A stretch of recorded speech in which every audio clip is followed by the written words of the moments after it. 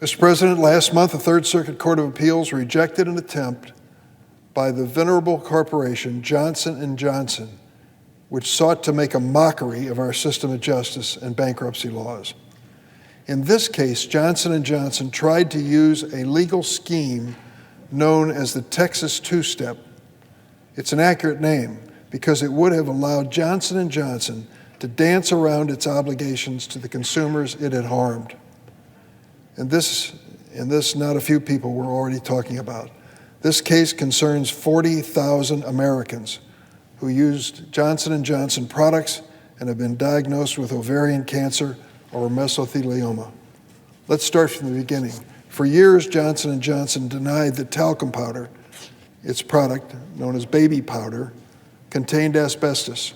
They denied it, but the company's internal documents tell a different story.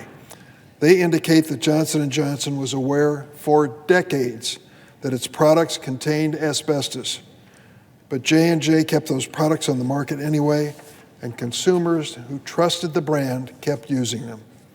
In the years that followed, tens of thousands of these loyal customers were diagnosed with debilitating and in some cases terminal illness. Eventually, many of the same customers filed lawsuits against Johnson & Johnson.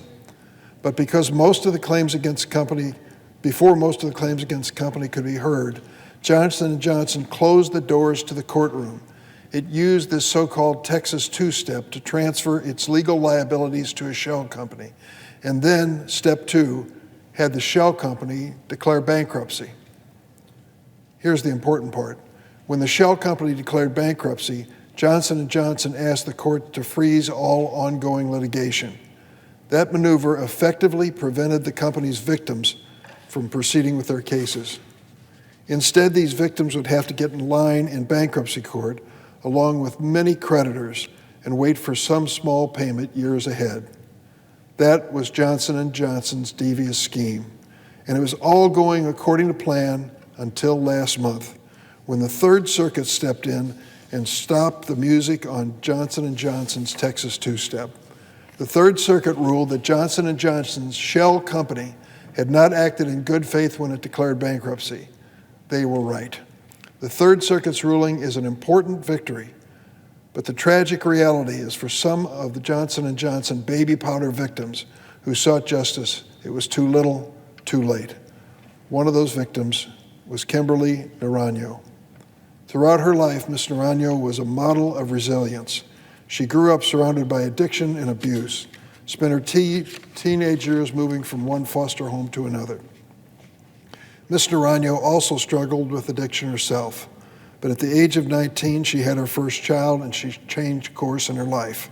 She set herself on the path to recovery and resolved to provide her 7 children the stability and love she never knew. Eventually, Ms. Naranjo found her calling. She earned a degree in alcohol and drug counseling, landed her dream job supporting other people on their path to recovery. But then, 3 days into her new job, Ms. Naranjo felt a pain in her side. She went to the doctor who diagnosed her with mesothelioma. Soon after her diagnosis, Ms. Naranjo determined that the only way she could have been exposed to asbestos was through that so-called safe baby powder she used on all of her children, Johnson & Johnson baby powder. Last year, the Judiciary Committee, which I chair, held a hearing on corporate use of bankruptcy. We included Johnson & Johnson's use of the Texas Two-Step. We were joined by Mrs. Naranjo, who shared her story. She told the committee, and I quote, "When I learned that I could file a lawsuit against Johnson & Johnson and have it decided by a jury, I finally saw a path forward for my family." She continued, and I quote, "That hope was taken from me. I learned that Johnson & Johnson filed for bankruptcy and that I would not receive a court date." Ms. Naranjo died from her illness last month, weeks before turning 50 and weeks before the Third Circuit's ruling against Johnson & Johnson. She never received the justice she deserved. Make no mistake, as long as the world's biggest, wealthiest companies have the ability to game our legal system and escape liability, there will be more tragic stories like Mrs. Naranjo's. Because Johnson & Johnson is not alone in abusing bankruptcy law to avoid accountability, and that's a fact. In fact, other very large, very solvent companies are getting in on the game, One similar case is currently being considered by the Seventh Circuit Court of Appeal. This one concerns a familiar name, 3M, and its subsidiary, Aero Technologies. Like Johnson & Johnson, 3M is trying to game the bankruptcy system to avoid accountability to its customers. And these are not your average consumers. In this case, we're talking about 230,000 military veterans. So what happened?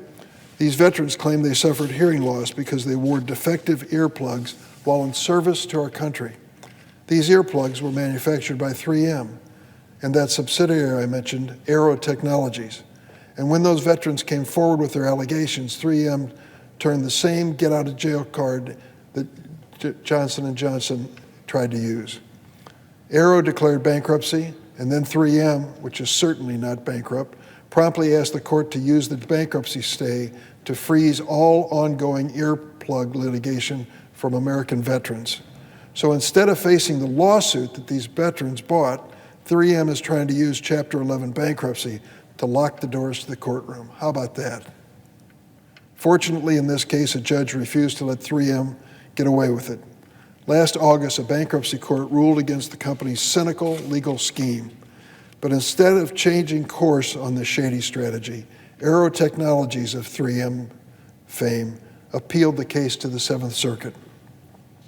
Earlier this month, I led a number of my colleagues in the Senate and House in submitting an amicus brief to the Seventh Circuit. In it, we wrote that Congress did not intend for the bankruptcy system to serve as a get-out-of-the-jail-free card for wealthy corporations facing litigation, especially from American veterans. I hope the Seventh Circuit joins the Third Circuit in ruling against these schemes to deny Americans and veterans their day in court. But the truth is, these companies are trying to game a system that we in Congress created. As lawmakers, we write the laws and the rules for declaring Chapter 11 bankruptcy. So really, we have the responsibility to step up and confront these corporate abusers of bankruptcy. We must work together to keep the doors of our justice system open to every American seeking their day in court. I believe the Senate is capable of doing things, even hard things. I believe we can bring America closer to our central aspiration of justice.